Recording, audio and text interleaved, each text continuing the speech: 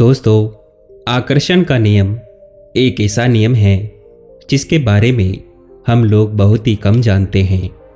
पर दोस्तों, मैं आपको बता दूं कि यह एक ऐसा नियम है जिसको जान लेने के बाद आप जो सोचोगे वही आपको मिलेगा। क्या आपने कभी सोचा है कि आप जो भी काम करते हैं उसमें आपको असफलता का सामना क्यों करना पड़ता है? क्यों आपकी लाख कोशिश करने के बाद भी आपके बने हुए काम भी बिगड़ जाते हैं? अगर आपके मन में ये सवाल हैं या फिर आप इन चीज़ों से गुजर चुके हैं तो आज की ये कहानी आपके सभी सवालों का जवाब भी देगी और आपको अंत में ये भी बताएगी कि आपको आगे क्या करना चाहिए। दोस्तों, कहानी शुरू करने से पहले मेरी आप सभी लोगों से एक छोटी सी विनती है कि यदि आप इस चैनल पर नए हैं तो इस चैनल को जरूर सब्सक्राइब करें। किसी नगर में एक व्यक्ति रहा करता था जो बहुत ही परेशान रहता था क्योंकि उसके सारे काम बिगड़ जाते थे।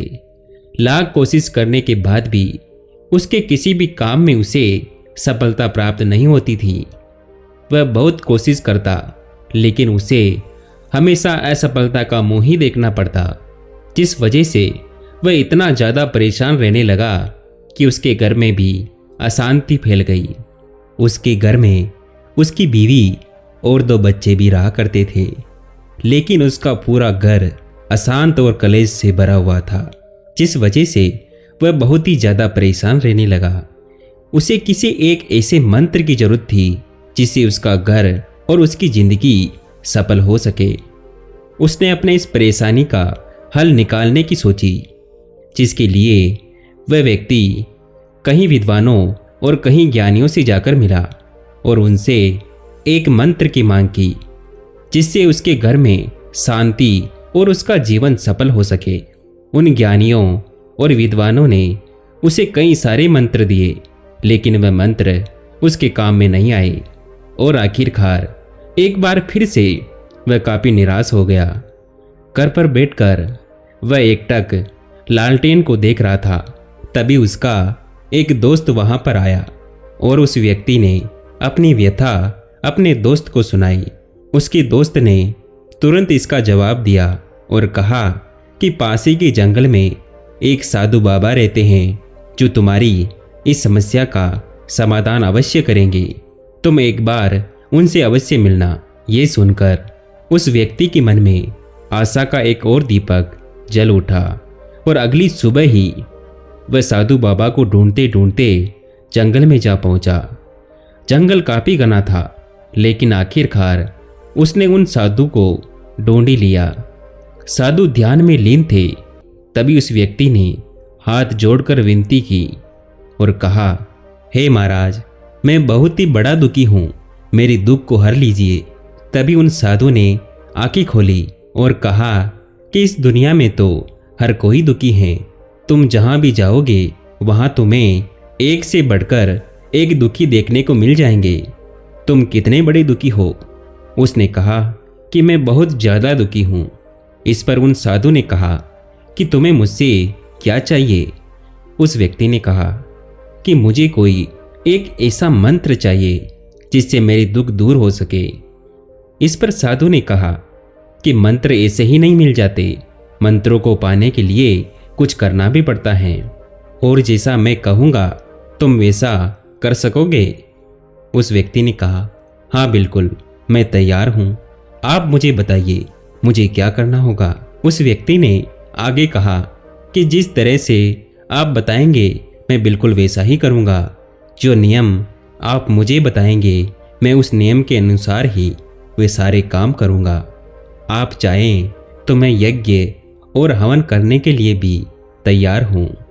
इस पर उन संत बाबा ने कहा, मंत्रों को पाने के लिए ये तो बहुत आसान काम है, इससे भी और कठिन कार्य करने होंगे। उस व्यक्ति ने कहा, बिल्कुल मैं तैयार हूँ। क्या मुझे कांटों की सैया पर चलना होगा? मैं उसके लिए भी तैयार हूँ। इस पर उन संत बाबा ने कहा कि नहीं नहीं, इतना आसान काम भी नहीं है।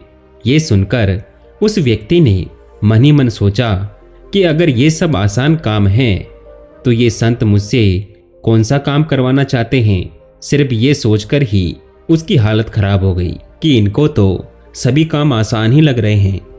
आखिरकार उस व्यक्ति ने संत से पूछा कि आखिर मुझे क्या करना होगा, आप ही मुझे बताइए। मैं वह सब कुछ करने के लिए तैयार हूँ, जो भी आप मुझे कहेंगे।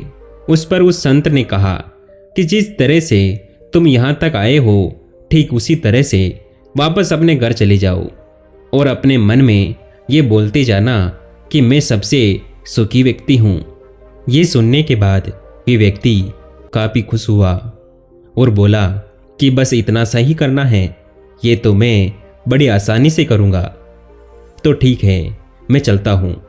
तभी बाबा ने कहा, ठहरो, पूरी बात तो सुन लो। मैं सबसे सुखी व्यक्ति हूँ, ये बात तो तुम्हें कहनी है, लेकिन याद रहे कि तुम्हारे मन में किसी बंदर का ख्याल नहीं आना चाहिए। अगर तुम्हारे मन में बंदर का ख्याल आया तो तुम्हारी सारी मेहनत बेकार हो जाएगी।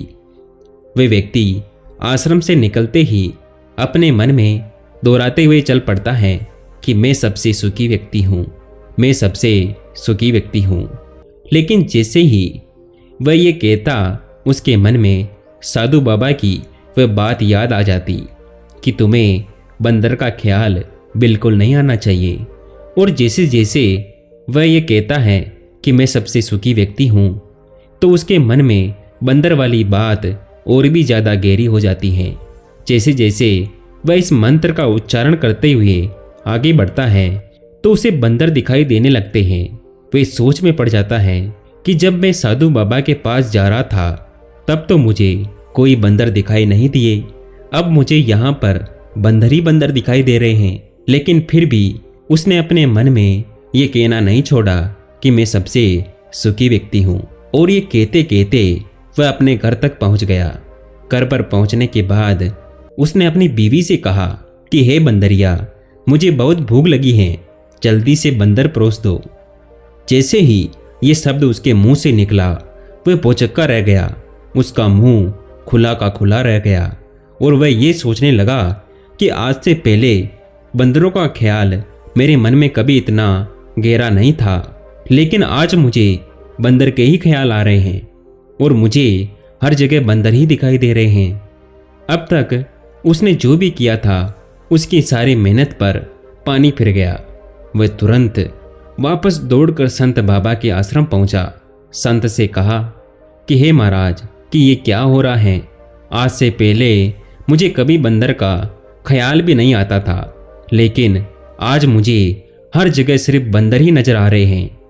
यहाँ तक कि मेरी जुबान पर भी बंदर ही विराजमान हो चुके हैं। आपने जो भी मुझे मंत्र दिया था वह मंत्र भी सफल नहीं कर पाया। जैसा कि आपने कहा था कि बंदर का ख्याल बिल्कुल भी मन में नहीं आना चाहिए, लेकिन मेरे मन में हमेशा सिर्फ बंदर का ही ख्याल आ रहा है। ये मंत्र मुझे मिल ही नहीं पाया, ये मंत्र मुझे मिल ही नहीं पाया, तो मैं इसे सफल कैसे करूँगा। इस पर उन साधु बाबा ने कहा कि तुम्हें ये मंत्र मिल चुका है, बस तुम्हें इसे समझने की जरूरत है। जब तुम इसे समझ लोगे तो तुम्हारा वास्तव में उद्धार हो जाएगा। उस व्यक्ति ने कहा कि महाराज, आप मुझे समझाइए, मैं समझने के लिए बिल्कुल तैयार हूँ। इस पर उन साधु बाबा ने कहा कि समझने के लिए तुम्हें सबसे पहले ध्यान रखना होगा कि तुम्हारे मन में बंदर का ख्याल बिल्कुल नहीं आना चाहिए। उस व्यक्ति ने अपना सर उन साधु बाबा के चरणों में रख दिया और कहा कि हे महाराज, आप कह रहे हैं कि बंदर का ख्याल नहीं आना चाहिए, लेकिन आपके पीछे मुझे बंदर ही नजर आ रहे हैं। ये सुनकर वे संत बाबा बड़े जोर जोर से हंसने लगे और कहा कि जो मंत्र मैंने तुम्हें देना था वह तुम्हें मिल चुका है, बस ज़रूरत है तो तुम्हें इसे अपनाने की। जब तुम यहाँ पर आए थे तब तुम्हें बंदर दिखाई नहीं दिए होंगे, और अगर तुम्हें बंदर दिखाई भी दिए होंगे तो उन पर तुम्हारा ध्यान ही नहीं गया होगा। लेकिन यहाँ से जाते वक्त जब मैंने तुम्हें मंत्र दिया तो तुम्हारे मन में बंदर का डर भी हुआ। जो मंत्र तुम्हारे मन से निकलना चाहिए था वह मंत्र सिर्फ तुम्हारी जुबान पर था, और जो डर तुम्हारी जुबान पर होना चाहिए था वह डर तुम्हारे मन में था। अर्थात जिस चीज से तुम्हें बचना चाहिए था, यानी कि उन बंदरों से, वह बंदर तुम्हारे मन में बैठ गए, और जिस चीज को तुम पाना चाहते थे वह चीज तुम्हारे सिर्फ जुबान पर थी। इसीलिए तुम्हें हर जगह सिर्फ बंदर ही दिखाई दे रहे थे। जैसे तुम्हारी पत्नी और उस भोजन में भी तुम्हें बंदर ही दिखाई दे रहे थे। और तो और तुमने यहाँ भी मुझे भी बंदर के रूप में ही देखा होगा। तो इस बात को समझो, अगर तुम्हारे मन की गहराइयों में यह है कि मैं दुखी हूँ, मेरे पास बहुत कम है, तो तुम्हारे पास चाहे कितना भी कुछ आ जाए वह तुम्हें कम ही लगेगा। लेकिन वहीं पर अगर तुम्हारे मन में यह है कि मैं बहुत सुखी हूँ और मेरे पास बहुत ज़्यादा है, तो तुम्हारे पास चाहे कितना भी कम हो लेकिन वह तुम्हें बहुत ज़्यादा ही लगेगा। और अगर उसके पास दुख भी आ गया तो उसमें भी वह अच्छी चीज़ें ही ढूंढ ही लेगा। लेकिन वहीं पर जो व्यक्ति दुखी है वह ये सोचता है अगर उसके पास 36 प्रकार के व्यंजन भी होंगे तो भी उसे बहुत कम ही लगने वाले हैं। और उसी के विपरीत जो व्यक्ति ये मानता है कि मैं बहुत सुखी हूँ, उसके पास अगर 2 सूखी रोटी भी होगी तो भी वह उसमें बहुत खुश रहेगा।